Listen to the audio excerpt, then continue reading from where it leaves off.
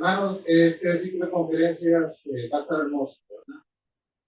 Y mediante vamos a tener también presencia de algunos hermanos de iglesias conservadoras de los alrededores. El hermano Nay está trabajando en eso, y están así como entusiasmados por venir, ¿verdad? Y Dios mediante, pues, que la presencia nuestra sea superior, tengamos más que lo que vienen de afuera, ¿verdad? Yo creo que debe haber un compromiso en eso y no sentirnos avergonzados de ver 4 gatos nuestros ahí y un montón de gatos de nosotros. Sí, o sea, hermanos, seamos consecuentes. No estamos hablando de costos ni nada de eso. La iglesia nunca es una organización de lucro, pero se incurren gastos. ¿Verdad? Hay que pagar boletos aéreos, hay que pagar materiales, el costo espiritual también, se ora un año antes, se planifica, se trabaja duro, el pueblo trabaja duro, todos los hermanos servidores igual. Entonces yo pienso que es importante que usted planifique. Como dijo el hermano Nancy, han modificado horarios para hacer más accesible y más posible su venida a la iglesia. Pienso yo que la mejora de la carpeta asfáltica de esta carretera ha permitido también que el tráfico sea más fluido. No como el año pasado, recuerdan que para las conferencias estaban trabajando en el bacheo y eran unas horas descomunales. Pero ahora no, gracias a Dios, o sea, el tráfico está más fluido y más accesible. No diga que le tiene miedo a la oscuridad, no diga que le tiene miedo a las motos, que le tiene miedo a los taxis, hermanos, y va a trabajar y a veces sale tarde y de noche va para su casa, o va a la graduación de noche, o hacía la invitación al café con los amigos y las amigas, de noche, pues como que no puede venir aquí, de noche, ¿verdad? Se ve raro eso, ¿verdad? Y el sábado son 3 conferencias, tarde-noche, para que usted a las 6 de la tarde ya esté saliendo de este lugar y vaya a su casita tranquilo. Y eso tampoco es para feriado del domingo, ¿verdad? Porque a veces venimos a los eventos de damas, yo hoy como observador, hermano, y las hermanas que vienen al evento de damas el sábado, el domingo se desaparece. Es así, como ya cumplí, yo ya fui, ¿verdad? Entonces yo para cubrir el domingo ya vine bien. Pero la cosa no es así tampoco, ¿verdad? Es un compromiso. El pastor Cornelio se ha estado preparando un año entero prácticamente, de que salió el año pasado, él ha estado estudiando, ¿verdad?, el tema. Y son 12 capítulos del libro de Daniel extraordinario, ¿verdad? Vida presente es el tema, perspectiva futura. El enfoque del libro de Daniel, desde el capítulo 1, Daniel llega a Babilonia, cipote, de unos 13, 14 años, siendo un adolescente, y nos enseña la vida presente. En su gestión como judío, a ser instruido en la corte de Babilonia, como también en el ejercicio del oficio público en los gobiernos de Nabucodonosor, en el gobierno de Belsasar, que era nieto de Nabucodonosor. Y luego, ya entrando al capítulo 10, él empieza a sentir una pasión y un deseo por saber qué iba a pasar con la nación de Israel, porque estaban próximos los 70 años de cautiverio a terminar. Había que averiguar, y se vaya al libro de Jeremías y encuentra todas sus rodillas a Dios y le pide a Dios que le muestre qué es lo que sigue. Y el Señor le revela las 70 semanas, que es el plan escatológico de todos los tiempos. Y le dice que va a pasar con el bloque del norte, con el bloque del sur, con el bloque de los reyes del oriente y la confederación del anticristo. Y al final, pues, no, a través de eso le da una perspectiva del futuro. Entonces, como decía el hermano Nan, el libro de Daniel es la llave, es la clave para poder entender el libro de Apocalipsis. Nadie puede entender el libro de Apocalipsis sin estudiar primero el libro de Daniel. Porque Daniel es la clave, es el panorama, es el hueso de toda la escatología. Y ahí convergen todas las doctrinas bíblicas. Ahí converge la cristología, ahí converge la teología, ahí converge la soteriología, todas las doctrinas básicas del Evangelio se enseñan a través del tema escatológico. Entonces, usted quiere entender qué va a pasar, qué debe de esperar el creyente, en qué tiempo van a ocurrir todos estos eventos, ¿verdad? Porque es un tema extraordinario. Y le animo sinceramente a venir. Y luego la actividad de medio año, como dice el hermano, una inédita. Vamos a tener esas 5 actividades, solamente voy a reportar, voy a repetir una vez que dijo el hermano Nan, pero el dispensario médico es venta de garaje de medio año, es la actividad para recreación y bendición de los hermanos de tercera edad, los jóvenes que no solamente van a tener venta de productos, sino también otro tipo de actividades, y apoyémoslo para su campamento anual. Y luego los emprendedores, ¿verdad? Hay muchos hermanos de que la iglesia, no necesito mencionarlos, que han iniciado sus emprendimientos con sus ventas por WhatsApp, ¿verdad? También con sus ventas de comida que han iniciado, especialmente esas cositas de las tablas que les gusta ahora mucho, ¿verdad? También conservas, alimentos conservados en botes, cosas así, y un montón de cosas por ahí, ¿verdad? Entonces, todos los hermanos que tengan ese emprendimiento, abóquense, el hermano Nan y el hermano y me aparten un lugar ahí, ¿verdad? Están. Y así pues, todos vamos a conocer qué es lo que usted hace. Lo vamos a incluir en nuestra oración, pero no solamente vamos a estar hablando por ustedes, sino también que vamos a comprar, pues, ¿verdad? Para apoyarles ese día y darles el impulso de eso. Muy bien, vamos a orar, hermanos, para orar. Padre, te damos gracias por la bendición de poder estar hoy aquí en tu casa, contentos y agradecidos. Gracias por el calor, Padre, gracias por el sol sofocante. Gracias también por las lluvias que pronto vendrán. Bendice, Padre, la tierra, esta pródiga tierra, bendice. Como dice tu palabra, que aprendamos a orar para vivir quieta y reposadamente en toda piedad y honestidad, como dice tu palabra. Gracias te damos en el bendito nombre de Jesús. Amén. Y vamos al libro de Filipenses, al verso 10 del capítulo 1.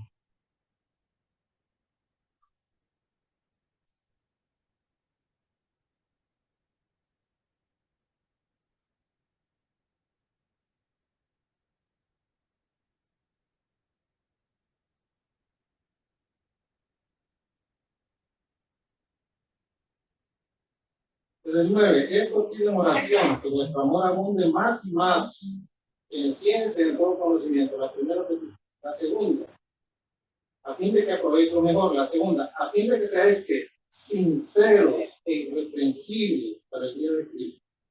La tercera, llenos de frutos de justicia, que son por medio de Jesucristo para la gloria y la alabanza de Dios. Es una acción de gracia que el apóstol Pablo hace por este hermano de esta iglesia, que va desde los versos 3 al 11. Y la última sección de esta acción de gracias es esta. El apóstol Pablo eleva una oración a Dios conscientemente, haciendo 3 peticiones por ellos. Que sean llenos del profundo amor del Señor, en ciencia y en todo conocimiento, a fin de que aprueben lo mejor. Y en segundo lugar, que sean sinceros e irreprensibles por el día de Cristo. En tercer lugar, que sean productores de frutos de justicia, que son por medio de Jesucristo para la gloria y la alabanza de Dios. ¿Quiere usted ver aquí un enfoque de una oración que debe hacerse continuamente por la iglesia cristiana? Ore porque nosotros en esta congregación, en la iglesia del Señor, seamos hermanos donde abunde el amor de Cristo en nuestro corazón. Eso nos va a capacitar para probar lo mejor siempre. En segundo lugar, recuerde que el tema de vida de un creyente es sincero y irreprensible, porque el día de Cristo viene. Y en tercer lugar, es que produzcamos frutos de justicia, no frutos de la carne, sino frutos de justicia, que son la consecuencia lógica de la salvación que se tiene para la gloria y para la alabanza de Dios. Cuando el apóstol Pablo, hermano, conoció el Evangelio, comenzó a vivir una vida sincera e irreprensible delante de Dios, que mira todas las cosas, y delante de los hombres que observan nuestra conducta diaria. La verdad, el creyente, como creyente, debemos vivir una vida sincera y una vida irreprensible ante los ojos de los hombres. Pero el gran motivo para vivir ese tipo de vida, hermanos, es que debemos estar en el tribunal de Cristo. No se nos olvide eso, ¿verdad? Y por eso es la gran importancia de hacer este enfoque de este tema. El día de Cristo es el día donde vamos a estar cara a cara con el Señor, en su presencia. Es el día cuando la iglesia sea quitada de la tierra, sea arrebatada por el Señor, para que Él nos reciba en el aire y luego ir con Él al cielo de Dios. Como lo dice 1 Tesalonicenses 3, 13 al 18, 1 Corintios 15, 51 y 52, y San Juan capítulo 14, versos 1 y 3. El creyente, en términos de resumen, debe tener su mente puesta en aquel día cuando el Señor le diga a su iglesia que llegue el momento del arrebatamiento. No sé la mezcla de sensaciones y de emociones que tendremos en ese momento, porque será un momento transicional de un cuerpo de carne sometido a la vigencia del pecado a un cuerpo de gloria. Pasar de las emociones terrenales a las emociones perfectas del cuerpo de gloria, de una cosa extraordinaria. Ir viendo con los ojos de carne cómo la tierra se va alejando de nosotros y van apareciendo los continentes y nosotros en alza, y al mismo tiempo con los ojos de gloria ya poder ver al Cristo de gloria. ¿Eh? Es una cosa extraordinaria, o sea, yo lo describo así como me lo imagino, pero la Biblia no dice nada de eso. Pero creo que vale, ¿verdad? Tener un panorama de eso. Ve usted en su Biblia, 1 Corintios 1 del 7 al 8. 1 Corintios capítulo 1, verso 7. A ver, 1 Corintios 1, así. 7 al 8.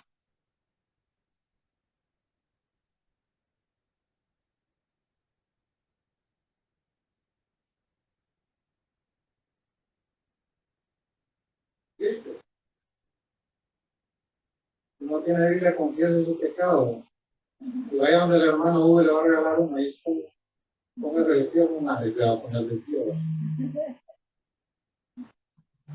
De tal manera que nada os falte en ningún don, esperando que la manifestación de nuestro Señor Jesucristo, el cual también os confirmará.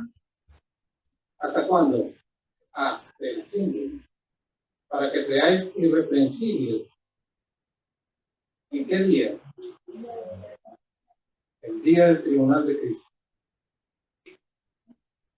Aquí el don, hermanos, se adjudica a un don de la gracia. Dios le ha dado, le dio a la iglesia, bueno, leyendo 1 Corintios capítulo 12, capítulo 13 y 14, que habla de la descripción de los dones espirituales, su uso y su abuso, le da dones a la iglesia, y entre ellos estaban el don de sabiduría y de conocimiento, y el don de los idiomas, no de jerigonzas, eran idiomas traducibles, entendibles. Pero alguien me dice, pero allá en 1 Corintios 14 dice que si hablas de lenguas humanas o angélicas. Las humanas están ahí, pero también las angélicas. Pero dice, hermano, que ahí lo que hay es una cláusula inferencial de tercera clase. Lo que quiere decir es que el apóstol Pablo dice, si existiera la remota posibilidad de que yo pudiese hablar lenguas angelicales, no dice que las hablaba, sino en posibilidad. Entonces Dios le da esos dones a la iglesia para poder alcanzar a los perdidos. Lea bien el espíritu con el cual escribe el apóstol Pablo en 1 Corintios 14, hablando de los que entran a la iglesia. Dios le da dones a la iglesia para edificación. Y Dios le da dones a sus hijos independientemente de su grado de madurez espiritual. Los corintios eran un desmadre de iglesia. Tenían todos los dones, pero estaban nadando en pecado. Y nos dice también aquí este texto, esperando la manifestación de nuestro Señor Jesucristo. Eso es lo que usted y yo estamos esperando, ¿sí o no? Es decir, estamos esperando aquel día de la gracia futura, cuando el Señor venga por su iglesia.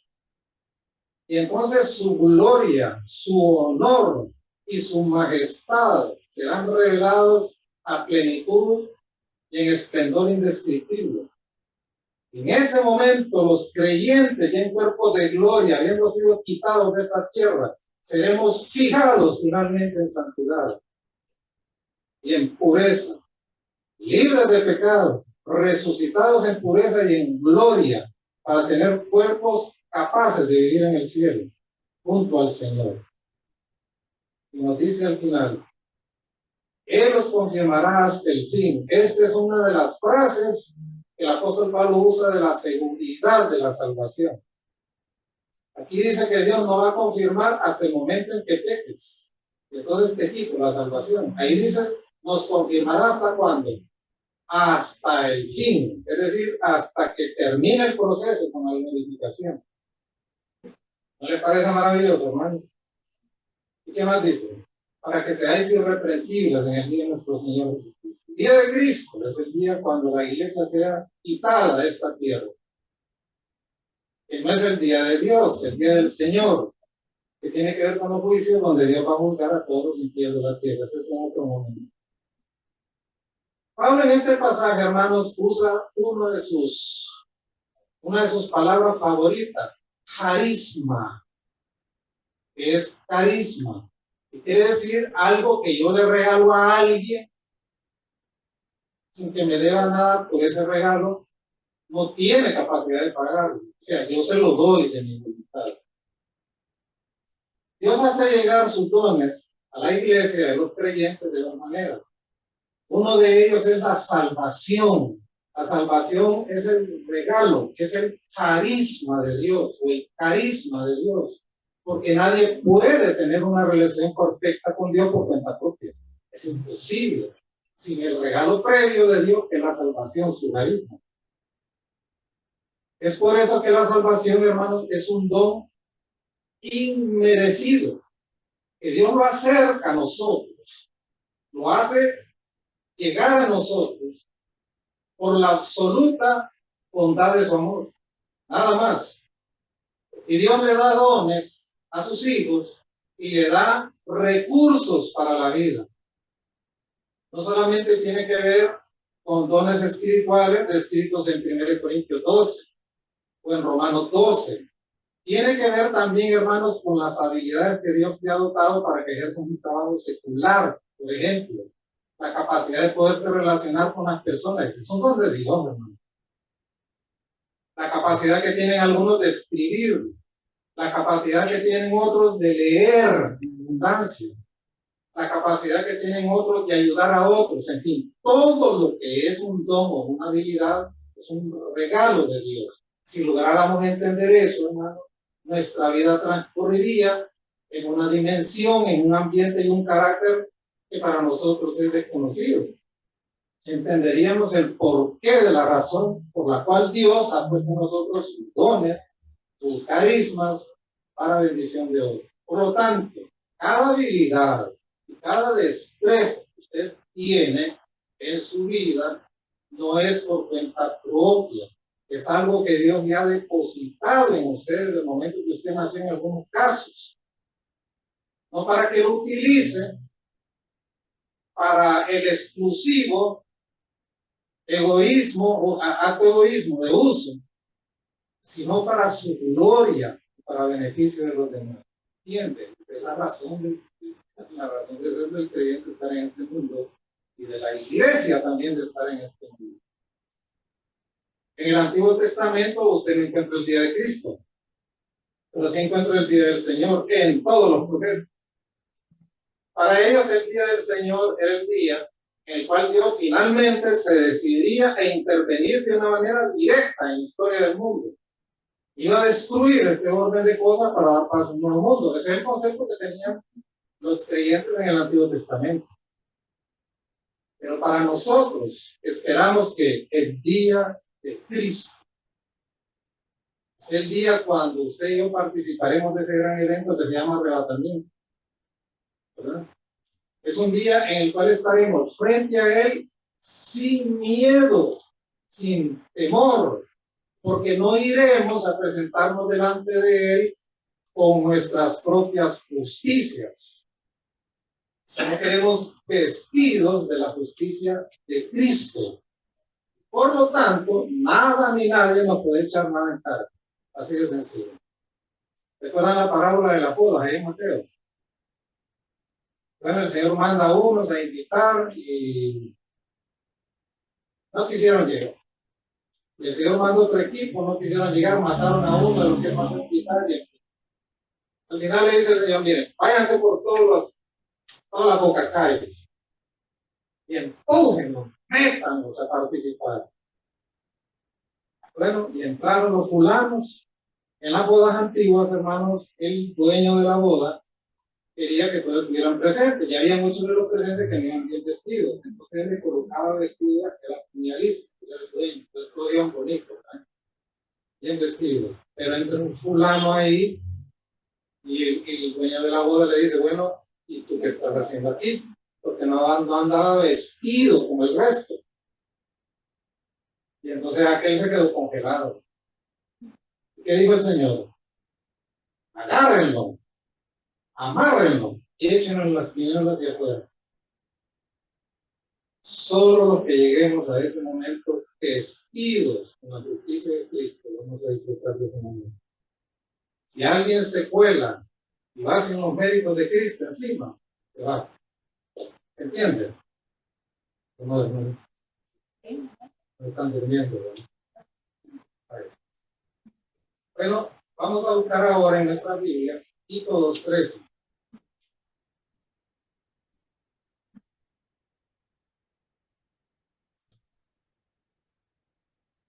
Mira aquí que lo dice de otra manera.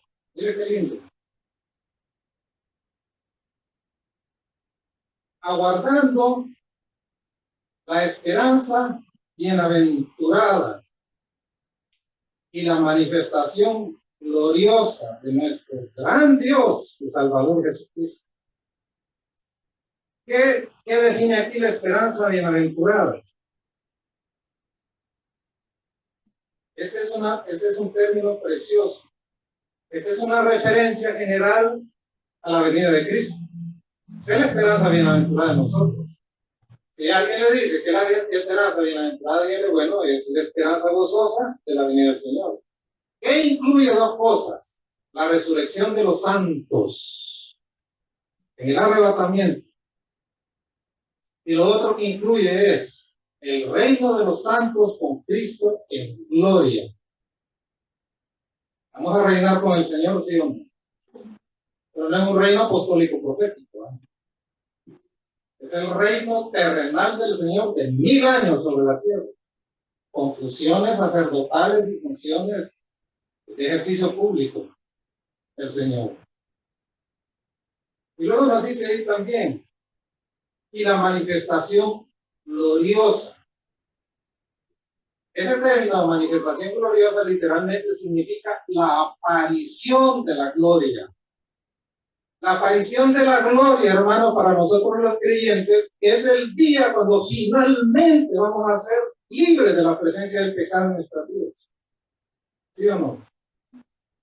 Por fin, hermanos, libres de la presencia del pecado en nuestras vidas, sin restos de pecaminosidad. Nosotros nos esforzamos en purificarnos del pecado cada día y luchamos y lloramos y le pedimos al Señor. Y siempre recurrimos a algún grado de debilidad. Pero cuando llegue el momento de nuestra glorificación, será la aparición de la gloria finalmente, libres del dominio del pecado, presencial en la vida del creyente. Y luego nos dice algo más ahí. La manifestación gloriosa de nuestro gran Dios y Salvador Jesucristo. Jesucristo no es un ser creado, como conceptualmente lo dicen dos de las grandes sectas más reconocidas, Testigos de Jehová y Mormones.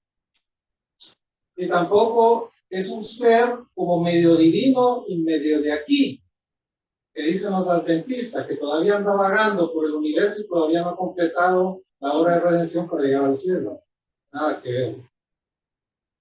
Es Salvador y es Dios.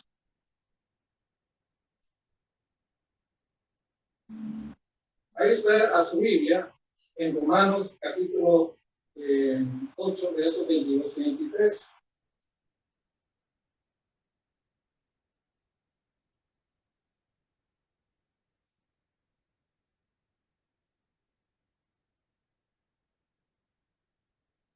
Porque sabemos que toda la creación, ¿qué dice ahí? Gime a una,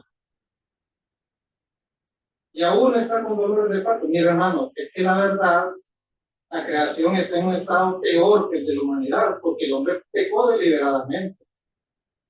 Pero la creación fue sojuzgada involuntariamente, fue arrastrada a la maldición como consecuencia del pecado, ¿no?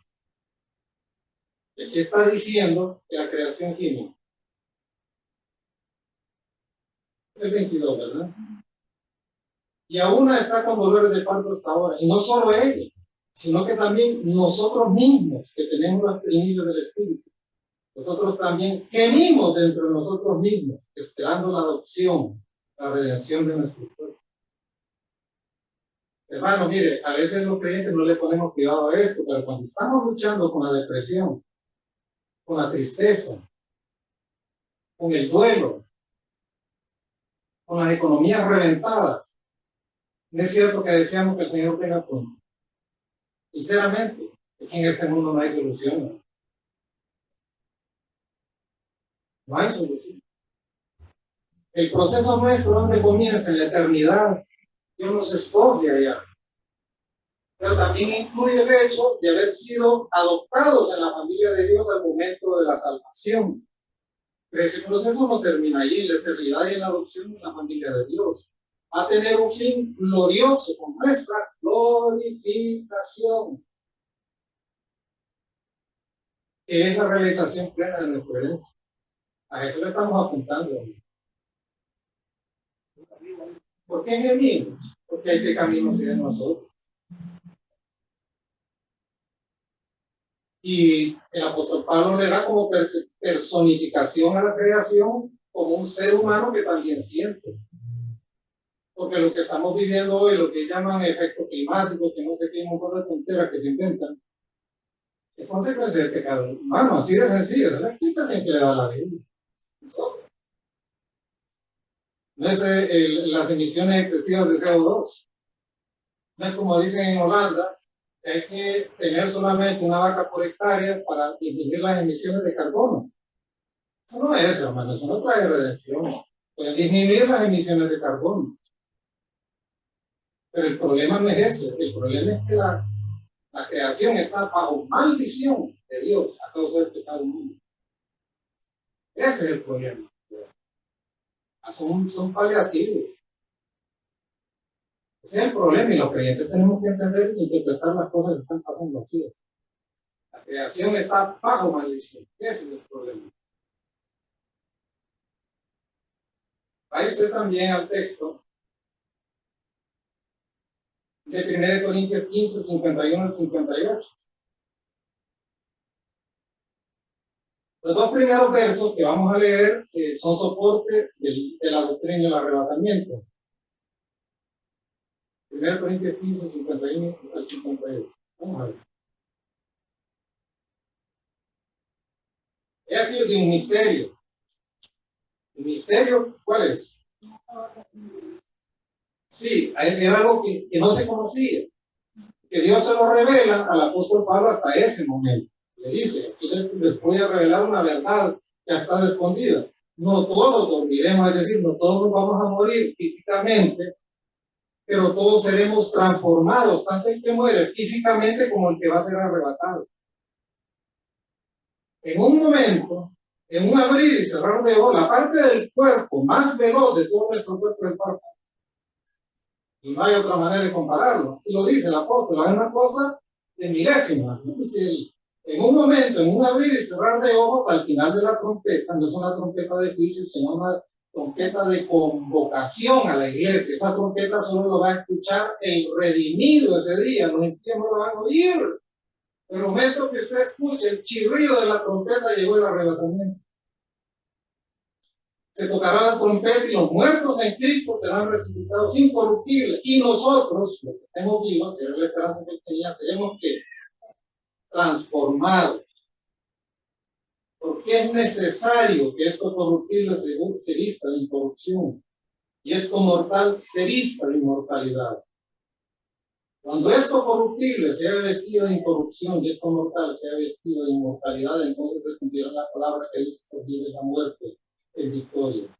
¿Dónde está, oh muerte, tu aguijón? ¿Dónde, oh sepulcro, tu victoria? Ya que el aguijón de la muerte es el pecado y el poder del pecado la ley. Mas gracias sean dadas a Dios que da la victoria por medio de nuestro Señor Jesucristo. Así que, hermanos míos, amados, están que firmes y que constantes, creciendo en la obra del Señor siempre. Esta es otra de las grandes frases de la seguridad eterna. ¿Qué dice ahí? Sabiendo que nuestro trabajo en el Señor no es en vano. Mira, hermano, frente a la esperanza de la resurrección, todo esfuerzo, todo sacrificio que sea hecho por la obra de Dios no va a ser en vano. Ningún trabajo o servicio que usted le ofrezca al Señor va a ser desperdiciado a la luz de la gloria y de la recompensa eterna. Así que cuando le toque venir a servir, no reconfuñe, no ponga excusas tontas para quedarse en casa. Venga a servir con gozo, con alegría, porque su trabajo en el Señor no es en vano, tiene recompensa, es lo que está diciendo ahí, tiene paga del Señor. Una vez uno de mis jefes, a veces uno de las tira así como para opinar en los trabajos, ¿no? Y como le van dando confianza, entonces uno se tira así como a opinar, y yo di una opinión respecto a una decisión que habían tomado en la empresa. ¿Sabe qué me dijo él? Yo no te estoy pidiendo tu opinión. Te estoy pidiendo que cumplas, para eso te estoy pagando. El Señor aprendido. El Señor le dice lo mismo a usted. Yo no te estoy pidiendo tu opinión, te estoy pidiendo que me sirvas, porque te voy a pagar. Recompensas eternas. Amén. Si usted en algún lugar sirvió al Señor en una otra iglesia antes de venir a esta, y lo rechazaron, o lo incomprendieron, o lo acusaron, dele gloria a Dios. Y dígale, Padre, gracias porque lo que yo hice en ese lugar lo hice para ti. Y va para recompensa. Amén. Debe ser, hermano. Mire, corazón sanito. Amén. Corazón sanito, hay una iglesia donde yo estuve antes de venir aquí. Ahí se están dando los frutos, ¿verdad? Y no lo digo yo, a mí es que me vienen a contar y me dicen, gracias a la gestión suya ocurrió esto y esto. Y le digo, no, a mí no me dé las gracias, para la gloria de Dios. Y yo trabajé ahí para la gloria de Dios. Y bendito sea el nombre del Señor por eso, porque hay resultado de fruto. Amén. Eso es. Bueno, otro texto. Vamos ahora a 1 de Juan 3, versos 2 y 3.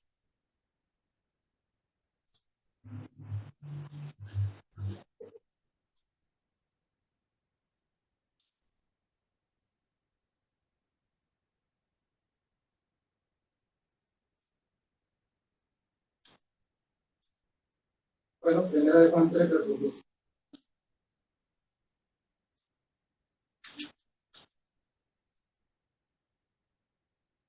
Amados míos, esto a mí me gusta, es que mire, yo en cada frase que encuentro en estas epístolas veo la seguridad eterna. ¿Qué dice ahí? Amados míos, ahora que somos hijos de Dios, no dice seremos hijos de Dios o hemos sido hijos de Dios. Ahora es un presente continuo. Ahora somos ¿qué? Hijos de Dios. Pero aún no se ha manifestado lo que hemos de ser. Pero sabemos que cuando Él se manifieste, es decir, cuando Él venga a arrebatar a su iglesia, seremos que semejantes a Él. Porque le veremos tal como Él es.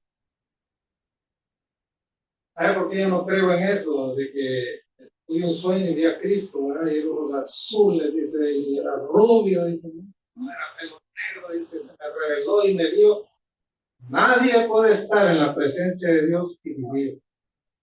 No puedes estar en la presencia de Dios con este cuerpo pecaminoso y mortal. Podrás ver a Cristo y contemplar su gloria con un cuerpo de gloria. La realidad de vivir en la esperanza de la segunda venida de Cristo, hermanos, incide en la conducta del creyente. Un creyente que no cree que Cristo viene por su iglesia es un creyente que no tiene norte en la vida, no sabe a dónde va. Porque cuando tú vives en la esperanza de que Cristo regresa, toda tu conducta diaria, tu forma de relacionarte con las personas, tu forma de actuar, tu forma de servir en tu trabajo, apunta a ese día. Y aquí dice, sabemos que vamos a ser semejantes a Él. Entonces, el saberlo nos hace desear cada día en esta vida terrenal ser semejantes a Cristo en el presente. ¿Se entiende? O sea, no es que yo voy a desear ser semejante a Cristo cuando llegue al cielo, no, es desde ahorita, hermano, desde ahora. O sea, yo quiero ser semejante a Cristo, ¿no? Y entonces, eso nos lleva a otro plano. Irnos desprendiendo, irnos purificando de toda actitud pecaminosa.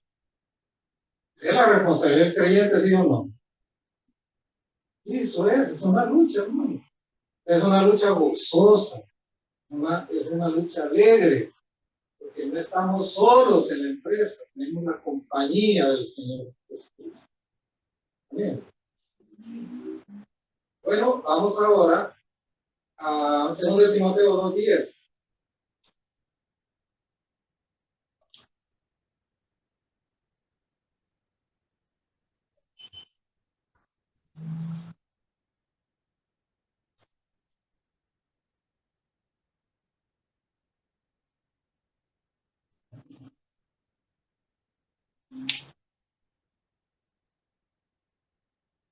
Esa esperanza bienaventurada, que es nuestro anhelo y seguridad de que Cristo viene por su iglesia, implica la resurrección de los santos, pero también el reino de los santos con Cristo en gloria. De eso ahora aquí. Por tanto, todo lo soporto por amor a los escogidos, para que ellos también obtengan salvación que es en Cristo Jesús, con gloria eterna. Aquí el apóstol Pablo se está refiriendo a los escogidos de Dios, aquellos que el Señor sabe quiénes van a ser salvados y que lo determinó desde antes de la fundación del mundo, pero que todavía no habían venido a la salvación. Entonces me decía alguien, bueno, y si Dios escoge, entonces, entonces no vale la pena predicar.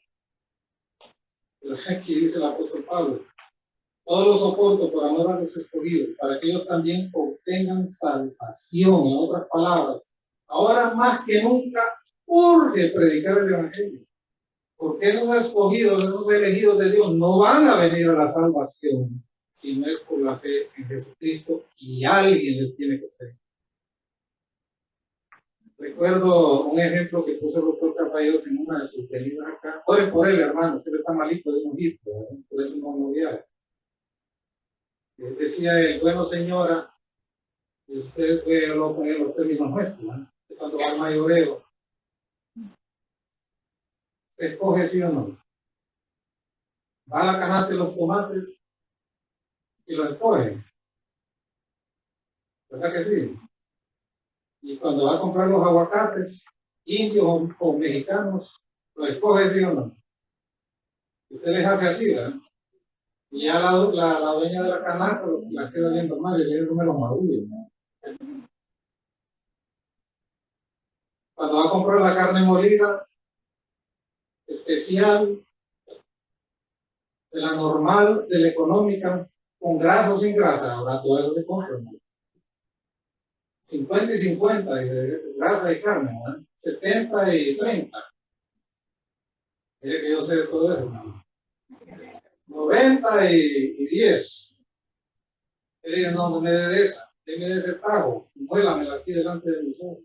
Se lo mueve. ¿Escoge o no escoge? ¿Y por qué Dios no va a escoger, hermano? Ella no ha elegido. Y no es Dios, ¿verdad? Tiene usted la prerrogativa de escoger todos los días. Que no se va al trabajo, es decir, que quiere cambiar de ruta. El día que va a su trabajo, la escoge, punto. Todos los días estamos eligiendo sí o no. Hoy se toma un latte, mañana un descafeinado, mañana un americano. ¿Y qué? Y le va a decir a usted, y el pisto no es su. Bueno, me metí en otra cosa. En realidad, hermanos, dice el apóstol Pablo, yo quiero que todos aquellos que el Señor ha determinado para salvación vengan al Señor, lo que todavía no han venido, pero es necesario que se predique el Evangelio, porque no van a venir a Cristo si no pueden la predicación, para que alcancen que gloria eterna, es decir, la glorificación que todos estamos esperando, que es el punto culminante de nuestra salvación. Usted es salvo, escuche el Evangelio, Dios le da la gracia de creer, le abre las puertas de su corazón a Cristo, Dios le salva, le declara justo en ese momento, le imputa la justicia de Cristo. Le pone el Espíritu Santo en su corazón, porque no hay salvación sin la presencia del Espíritu Santo. En ese momento lo bautiza. El Espíritu Santo se queda como barra de herencia. En el momento de la salvación inicia el proceso de santificación diaria, el proceso de ser semejantes a Cristo. El Espíritu Santo ahí se queda, lo contriste o no lo contriste, ahí está, sellándolo, guardándolo, preservándolo, para que en el momento que ocurre el arrebatamiento llegue la culminación de la salvación que es el Eso es. Bueno, vamos a otro texto. Segundo de Pedro 1:1.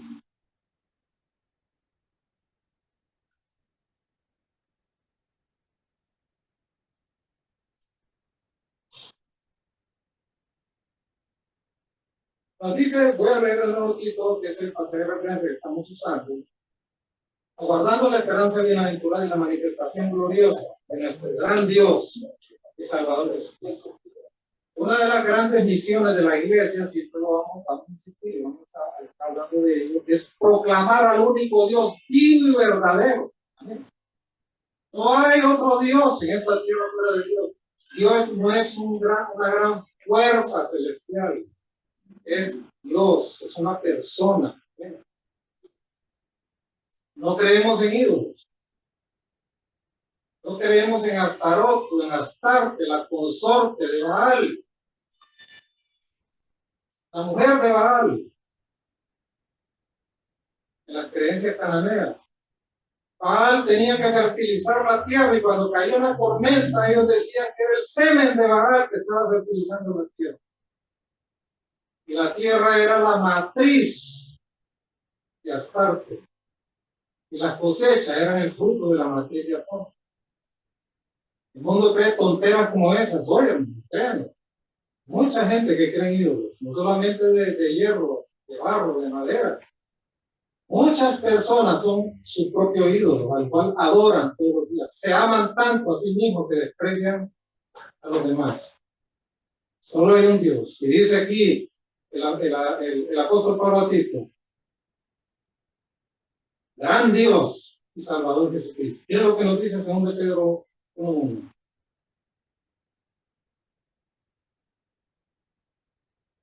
Simón Pedro, siervo y apóstol de Jesucristo, a los que habéis alcanzado por la justicia de nuestro Dios y Salvador Jesucristo, una fe igualmente preciosa que la nuestra. La misma expresión que tiene el apóstol Pablo en el texto de Tito.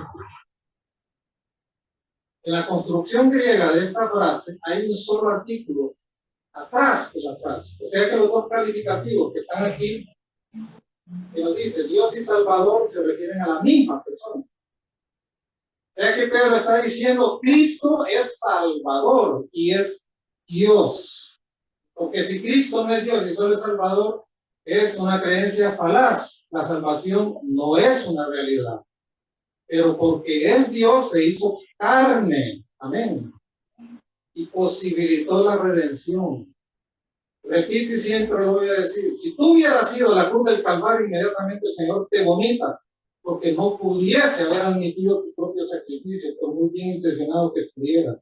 Solo el sacrificio, el Cordero perfecto de Dios satisfizo la demanda de la santidad de Dios y de la justicia de Dios. Hizo posible nuestra salvación. Bueno, vamos ahora a Filipenses 3:20, en esta misma línea de pensamiento. Antes de eso, hermanos, la dinámica de esta nueva vida en Cristo, en realidad, hermanos, es nuestra expectativa por la venida del Señor.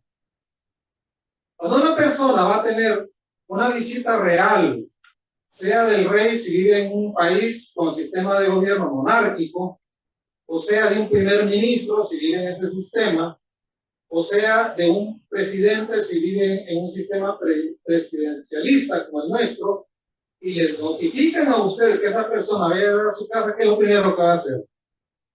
Barrer, trapear, decorar, poner un buen desodorante ambiental, ¿qué más?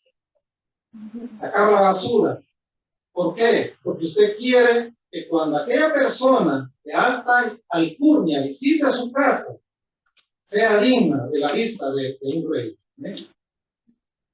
Por lo tanto, para concluir el texto de Tito 2:13, nosotros los creyentes siempre debemos de vivir preparados para la visita del gran rey, a ver lo que tenga por su crecimiento. Hoy vamos a leer Filipenses 3:20. Mas nuestra ciudadanía está ¿dónde? En los cielos, de donde también esperamos al Salvador, al Señor Jesucristo. Ese término, nuestra ciudadanía, en el original habla de una colonia de extranjeros, ¿verdad? Así como en San Francisco, el barrio chino, por ejemplo, o los barrios judíos en Nueva York o en Boston, por ejemplo, que tienen características especiales, son una colonia dentro de una ciudad. Así nos ve el apóstol Pablo a los creyentes en este mundo, como una colonia de extranjeros. El cielo, hermanos, es la morada de Dios y donde Cristo está presente.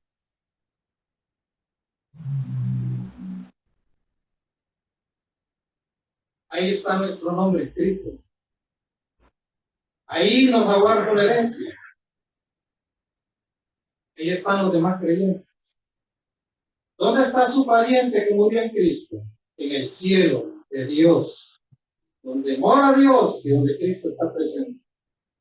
Nosotros, como extranjeros en este mundo, pertenecemos a un pueblo que está bajo el mando de Cristo y obedecemos las leyes del cielo. Desde donde esta tierra esperamos al Salvador y al Señor Jesucristo. Ese verbo esperar, esperamos, siempre está asociado en todo el Nuevo Testamento, especialmente en las epístolas, la venida del Señor por su iglesia. Y nos manda a guardar la venida del Señor con paciencia, pero también con expectación. Un creyente que le tiene miedo al hecho de que Cristo venga por su iglesia, me deja en profundas dudas, porque debe estar esperando la venida del Señor. Señor, ven, pero pronto. Lo voy a aguantar con paciencia también, porque yo sé que ese día es seguro. Bueno, mire usted, vamos a ir a nuestras Biblias, a San Juan 14, versos 2 y 3.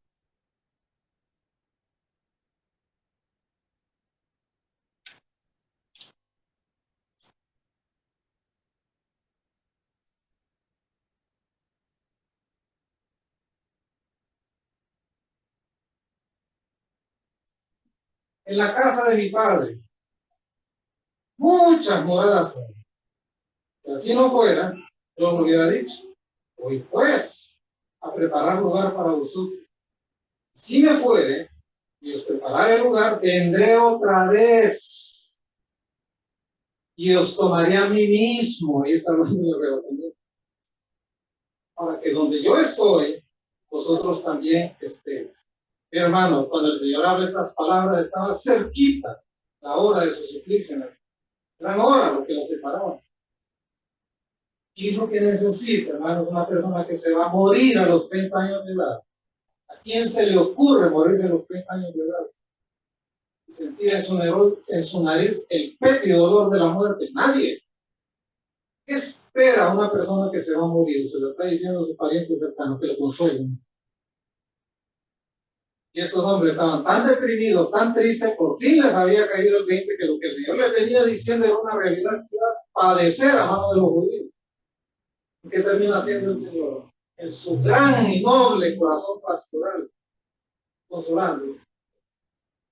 Les dice, miren, no se preocupen, les conviene que yo les haya quitado esta tierra, porque si soy quitado, voy a prepararles su hogar, sus habitaciones celestiales.